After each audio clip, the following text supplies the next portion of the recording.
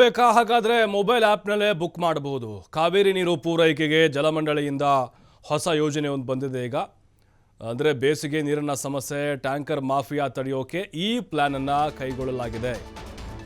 ನೋಡಿ, ಕಾವೇರಿ ನೀರನ್ನು ನೀವೇನಾದರೂ ಪಡೆದುಕೊಳ್ಬೇಕು ಅಂತ ಹೇಳಿದ್ರೆ ಅಧಿಕಾರಿಗಳನ್ನ ಹೋಗಿ ಭೇಟಿ ಆಗಬೇಕು ಅಥವಾ ಜಲಮಂಡಳಿ ಕಚೇರಿಗೆ ಹೋಗ್ಬೇಕಂತೇನಿಲ್ಲ. ಒಂದು ಆ್ಯಪ್ ಇದೆ, ಆ್ಯಪ್ನಲ್ಲಿ ಬುಕ್ ಮಾಡ್ಬೋದು.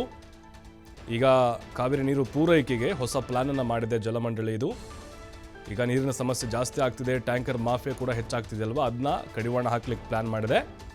ಆ್ಯಪ್ ಮೂಲಕ ಕಾವೇರಿ ನೀರಿನ ಟ್ಯಾಂಕರ್ನ ಬುಕ್ ಮಾಡೋಕ್ಕೆ ಅವಕಾಶ ಇದೆ. ಈ ತಿಂಗಳ ಅಂತ್ಯಕ್ಕೆ ಪ್ರಾಯೋಗಿಕವಾಗಿ ಯೋಜನೆಗೆ ಡಿ.ಕೆ. ಶಿವಕುಮಾರ್ ಚಾಲನೆಯನ್ನು ಕೊಡ್ತಾರೆ.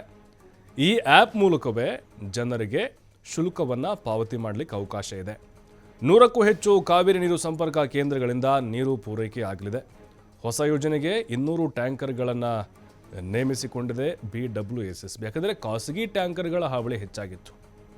ಯಾಕಂದರೆ ಒಂದು ಟ್ಯಾಂಕರ್ಗೆ ಇವರು ಎಷ್ಟು ಹಣ ಫಿಕ್ಸ್ ಮಾಡಿದ್ರು, ಅದು ಕಿಲೋಮೀಟರ್ ವ್ಯಾಪ್ತಿ ಏನು, ಸರ್ಕಾರದ ನಿಯಮಗಳನ್ನು ಗಾಳಿಗೆ ತೂರಿದ್ರು. ಬೇಕಾಬಿಟ್ಟಿಯಾಗಿ ಹಣವನ್ನು ವಸೂಲಿ ಮಾಡ್ತಾಯಿದ್ರು, ಹಗಲು ದರೋಡೆಯನ್ನು ಮಾಡ್ತಾಯಿದ್ರು ಅನ್ನುವಂಥ ಆರೋಪ ಸಾರ್ವಜನಿಕರು ಮಾಡಿದರು. ಡಿ.ಕೆ. ಶಿವಕುಮಾರ್ ಅವತ್ತು ಖಡಕ್ಕಾಗಿ ವಾರ್ನಿಂಗ್ ಕೊಟ್ಟಿದ್ದರು, ಸಭೆಯನ್ನು ಕೂಡ ಮಾಡಿದರು ಜಲಮಂಡಳಿಯ ಅಧಿಕಾರಿಗಳ ಜೊತೆಗೆ ಮತ್ತು ಖಾಸಗಿ ಟ್ಯಾಂಕರ್ ಮಾಲೀಕರುಗಳ ಜೊತೆಗೆ.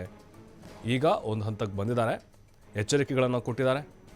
ಜೊತೆಗೆ ಕಾವೇರಿ ನೀರು ನಿಮ್ಮ ಮನೆಗೆ ಬರಬೇಕು ಅಂತ ಹೇಳಿದ್ರೆ ಟ್ಯಾಂಕರ್ಗಳ ಮೂಲಕ ಆ ಆ್ಯಪ್ ಇದೆ, ಅದರ ಮೂಲಕ ನೀವು ನೋಂದಣಿಯನ್ನು ಮಾಡಿಕೊಳ್ಳಬಹುದು. ನಿಮ್ಮ ಮನೆಗೆ ಟ್ಯಾಂಕರ್ ಬಂದು ನಿಲ್ಲುತ್ತೆ. ಜೊತೆಗೆ ಹೊಸದಾಗಿ 200 ಟ್ಯಾಂಕರ್ಗಳನ್ನು ಈಗ BWSSB ನೇಮಿಸಿಕೊಂಡಿದೆ. ನೀವು ಹಣವನ್ನು ಅಲ್ಲಿ ವ್ಯಕ್ತಿ ಕೈಲಿ ಕೊಡೋ ಹಾಗಿಲ್ಲ, ಆ ಒಂದು ಆ್ಯಪ್ ಮೂಲಕವೇ ಹಣವನ್ನು ನೀವು ಪಾವತಿಯನ್ನು ಮಾಡ್ಬೋದು. ಈ ತಿಂಗಳ ಅಂತ್ಯಕ್ಕೆ ಪ್ರಾಯೋಗಿಕವಾಗಿ ಯೋಜನೆಗೆ DCM ಡಿ.ಕೆ. ಶಿವಕುಮಾರ್ ಅವರು ಚಾಲನೆಯನ್ನು ಕೊಡಲಿದ್ದಾರೆ.